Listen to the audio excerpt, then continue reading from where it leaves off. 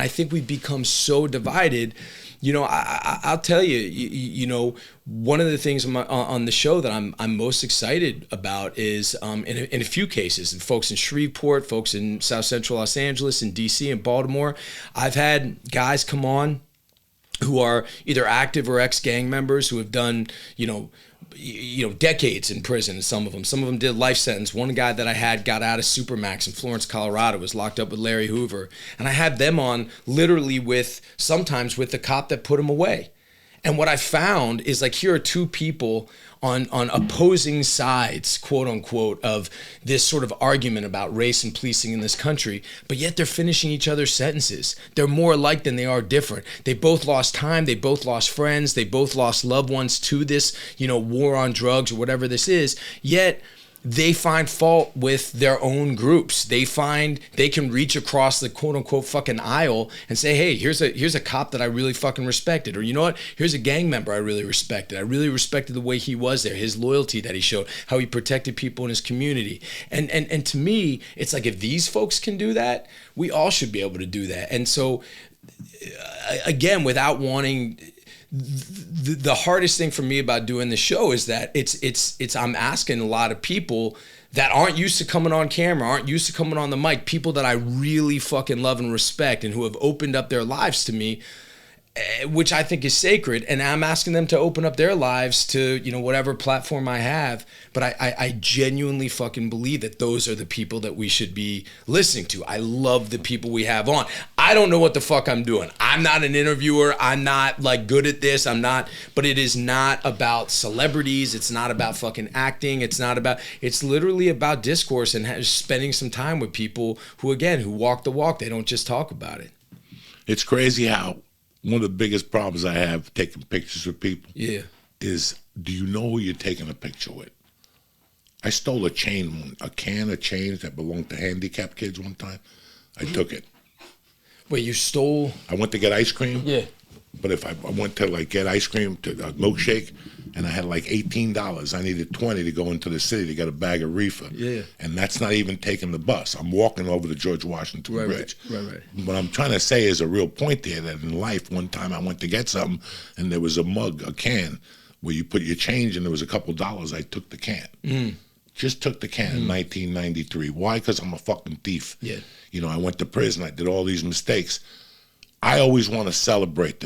I always go, why would you want to take a picture of me? There's a doctor somewhere that saved the kid's life today. That's right. And you want to take a picture with a felon. That's right. Because he cracked a few jokes, because they smoked dope. Are you fucking what is wrong with you? That's right. Go take a picture with a cop that just gave birth to a kid in a fucking fire. Like he just saved a woman, and the baby was fucking, you know, those are the people that we should celebrate. We don't celebrate them in America. We don't only celebrate the man of the day, celebrate That's it. And then we want to like talk about all these issues. We want to talk about all these issues, but the only way we can talk about them is by saying you're either on this side or that side. And with the folks that are actually living it, they don't pick sides. They're busy doing it. You know what I mean? They're busy doing it, and they see beauty and they see brutality in the life that they're living, and they call it out. They judge people for the content of their character and the fucking look in their eye. It's not because, hey, you're on this team or you're on that team. And you know, look, man, I think for me it kind of, you know, during the pandemic and when the sort of in the height of the reaction to both George Floyd, the George Floyd video, and then, you know, during you know, the verdict, you know, one thing that I was really seeing is I was like, look, man, like, I want to be out there. I believe in this movement. You know, I believe that, you know, what that guy did, you know, I didn't need to be there. Seeing that video, that was just a level of disgusting, horrifying violence that I knew that needed to be weeded out, and I knew that there was something in the culture of policing that needed to change with that. I needed to be a part of that movement. I needed to be out on the streets. I needed to be a part of that protest. But then I also saw on TV people throwing fucking bottles at cops. People fucking hurling insults at cops. And each one of those cops has a family. They've got wives or husbands or kids or brothers and sisters. They're all human beings trying to do the best they can. And this is one guy. So anytime I'd go out to the protests, I'd go down to Newton Division and I'd go talk to the cops too. And I just didn't understand why you couldn't be both. Why can't you be Black Lives Matters and pro-police. Why can't you do that?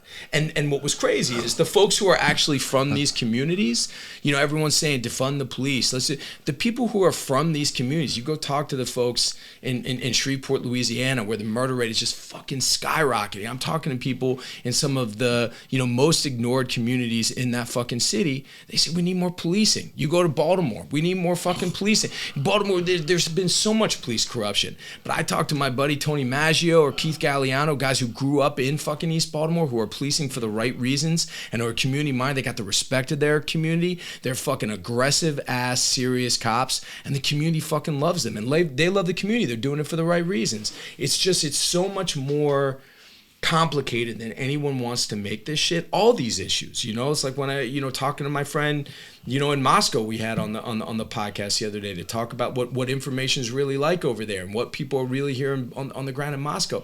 It sucks because, you know, right now, so much of the information is so fucking agenda driven. And again, like Joe, you know me, I'm a fucking asshole who says lines for a living that somebody else wrote. I put makeup on, like I research the shit out of my shit, but I am not the guy to be delivering political discourse to this guy. Like it is not about. But these fucking people, I know for a fact we need to start listening to people who actually do this shit, who actually have seen it. You want to talk about war? You want to talk about combat? Talk to Special Forces soldiers. Talk to Marines. Talk to guys who have actually been there. Talk about what they've seen. Like, let them open up about their experiences. Don't listen to some motherfucker who's just pontificating about books and he's never set foot there. I know in my gut that that's the answer. I know that's the answer for our kids. I know we got it. Those are the people that need the mic right now. So that's what we're trying to do with the show. It's a great fucking show. Thank you, man. Thank you. I appreciate it, man. Thank you. And I like the cuts. I like the, you know, you're going to put time into this, go for it. Yeah. Go for it, bro. Yeah, go for it. Yeah. Get fucking everybody that you can on there that you could put a light on to show people what these people, look at what happened. We gave a light to the fucking fire department, right? After 9/11. We loved them. Yep. And now we don't want to fucking give them benefits when they're dying of cancer. That's right. You know, we always put, you know, we love fucking the nurses and the doctors who saved us over the pandemic, but then we fired them over a fucking mandate. And now, you know, I mean, it's just never, they could never, and these are the people, the lunch lady. That's like, right. You know who I think about a lot in my fucking day? Mrs. Sabatino, a lady who was the lunch lady in my grammar school. Think about what a lunch lady goes through. That's right. Sometimes kids don't have money. They put the 55 cents up for you, whatever it is, for the milk and the cookie. Sometimes she would wink at me and give me an extra cookie. That lady controlled those students, right. And she didn't even know, with love and the effect that adults have on kids. How can I fucking remember that from my childhood?